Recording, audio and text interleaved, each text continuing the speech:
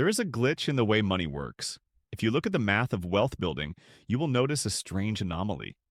The effort required to go from zero to $10,000 is significantly higher than the effort required to go from 10,000 to 20,000. Most people spend their entire lives stuck in the 0 to 10,000 loop. They are playing the financial game on hard mode. Every minor event, a car repair, a medical deductible, a rent hike, resets their progress back to zero. They aren't building, they are just respawning. But the moment you cross that $10,000 threshold, the physics of your life change. You unlock a checkpoint. The game switches to easy mode. Today, we are going to break down the specific mechanical and psychological changes that happen when you hit this number. We aren't talking about getting rich quick. We are talking about the 10K protocol, the exact algorithm that moves you from surviving the system to owning it. In physics, there is a concept called escape velocity. It is the speed needed to break free from a planet's gravitational pull. The closer you are to the surface, the stronger that pull is. Money works the same way. When you have less than $10,000, gravity is working against you. This is what economists call the poor tax. It is expensive to be broke in America. If you have $200 in your checking account, you are one auto-pay mistake away from a $35 overdraft fee. If you can't afford to fix a small leak in your roof today, you are forced to pay $5,000 for mold remediation next year. If you can't buy high-quality boots, you buy cheap ones that wear out 4 times as fast. This is the system working as designed. It extracts value from those without capital, but when you have $10,000 sitting in a high-yield savings account, you delete these variables. You become immune to the poor tax. You can pay your insurance in 6-month blocks to get the discount. You can buy in bulk when prices are low. You never pay a late fee or an overdraft fee again. Saving $10,000 isn't just about having money. It's about plugging the holes in your ship so you stop sinking. It stops the bleeding. This is the first step of the algorithm: stabilization. There was a study done on the cognitive effects of scarcity. It found that financial stress drops your effective IQ by about 13 points. That is the difference between average intelligence and borderline gifted. When you are worried about making rent, your brain is running a background process that eats up roughly 30% of your RAM. You are literally operating with less processing power. You make shorter-term decisions. You seek instant gratification because your brain is screaming for dopamine to counteract the cortisol of stress. This is why budgeting harder rarely works for people in the 0 to 10,000 zone. They aren't lazy, they are cognitively overloaded. When you hit $10,000 in liquid savings, that background process terminates. The noise stops. Suddenly, you have the mental bandwidth to plan a year ahead instead of a week ahead. You can focus on learning a new skill in the evenings because you aren't exhausted from anxiety. This is the hidden ROI of the first 10,000. It doesn't just buy you security, it buys you your brain back. You become smarter, sharper, and more capable of solving the problems that will make you the next 100,000. Let's talk about your career. In the corporate market, the biggest raises don't come from loyalty. They come from leverage. If you have zero savings and you walk into your boss's office to negotiate a raise, you have no leverage. They know you need this paycheck to survive the month. You cannot walk away. And because you cannot walk away, you cannot negotiate. You are a price taker. Now imagine the same scenario, but you have $10,000 in the bank.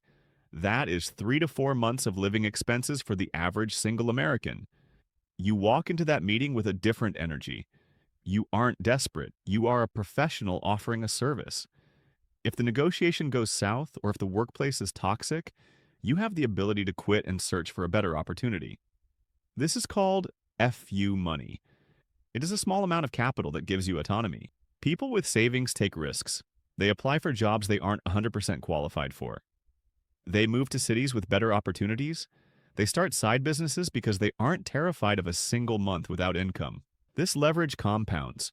Over a 10-year career, the person with the $10,000 buffer will earn significantly more than the person living paycheck to paycheck, simply because they could afford to make better strategic moves. Albert Einstein reportedly called compound interest the eighth wonder of the world. But compound interest is useless if you have nothing to compound. Zero compounded by 10% is still zero. $10,000 is the critical mass where investment returns actually start to feel real. Let's look at the numbers. The S&P 500 has historically returned about 10% per year on average. If you invest $10,000 and never add another penny, in 30 years that money will grow to over $170,000. That is the power of the initial seed. But more importantly, $10,000 is the point where your money starts working a part-time job. At a 5% interest rate in a standard high-yield savings account or money market fund, your $10,000 earns $500 a year completely passively. That covers a streaming subscription or a gym membership. It's small, but it's a proof of concept. For the first time in your life, you are not trading time for money. Your money is trading time for more money. This psychological shift is addictive. Once you see that passive income hit your account, you will do everything in your power to get to $100,000. So how do you actually do it?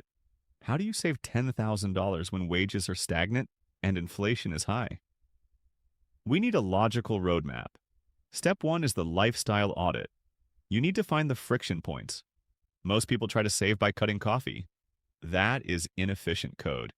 You need to look at the big three: housing, transportation, and food. If you can lower your rent by getting a roommate for 12 months, or drive a paid-off car instead of financing a new one, you can free up $500 to $1,000 a month. That is your seed capital. Step 2 is the sprint. You cannot live in austerity forever, you will burn out. But anyone can do anything for 6 months. Commit to a 6-month financial sprint. Pick up a second income stream, DoorDash, freelance writing, overtime. All of that extra income goes directly to the 10,000 fund. It goes nowhere else. Step 3 is automation. Do not rely on willpower. Willpower is a finite resource. Set up an automatic transfer on payday. If you get paid on the first, the transfer to your savings should happen on the second. Make it invisible. If you don't see the money, you won't spend it. Saving $10,000 won't buy you a Lamborghini. It won't buy you a mansion. In the grand scheme of finance, it is a small number, but it is the most important number you will ever hit. It is the bridge between dependence and independence. It is the moment you stop asking the world for permission and start building your own reality. Once you have this safety net, you never go back. You have reprogrammed your baseline. You have upgraded your character stats. The anxiety is gone. The leverage is yours and the compounding has begun. The first 10,000 is a grind. It is unfair. It is slow. But it is the only way to break the algorithm of poverty.